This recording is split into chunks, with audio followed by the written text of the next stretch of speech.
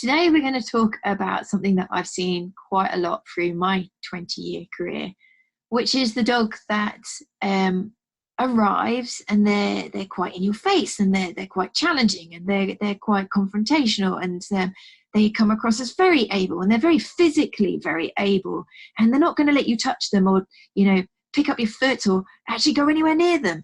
And you think to yourself, well, how can you physically be in pain? You're coming across as very able. And this can be really hard for owners to understand, because we have preconceptions that if in pain you become less able, and therefore you would be less able to challenge the vet or the therapist or the owner. Explain that for us, Katie. Well, first of all, we need to be aware of how dogs communicate, because this is a huge chunk of behaviour that is often misinterpreted, especially those leave me alone behaviours that you talked about. So dogs might lunge forward or bark or snap or growl or even try and bite. And for people, we see that as incredibly rude, and that they're referred to as horrible or nasty dogs, whereas actually in dog language, that's saying, please leave me alone, please get away from me.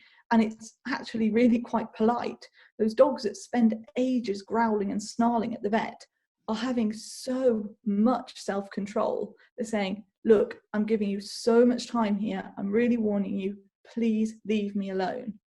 And when we translate that, it doesn't, although the physical ableness, I'll get to that in a minute, but when we translate what they're saying, it doesn't seem quite so crazy when we're thinking about the pain aspect. In fact, it makes a lot more sense. I mean, even as adults, and we've got lots of understanding, how many adults are scared to go to the dentist because of the pain? We can sit there and we can say, oh, I wish this wouldn't happen, but I'm okay and I can sit here. But there are lots of adults that don't. They just don't go to the dentist because they're scared of the pain.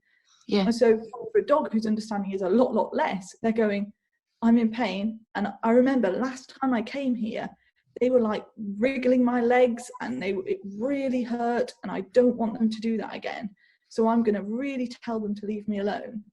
Yeah. We also get a huge surge of all those neurochemicals coming on board, potentially some excitement for some dogs in that situation, but for most of them, it's going to be a lot of negative emotions there. And we really go into that fight or flight mode. You have to protect yourself.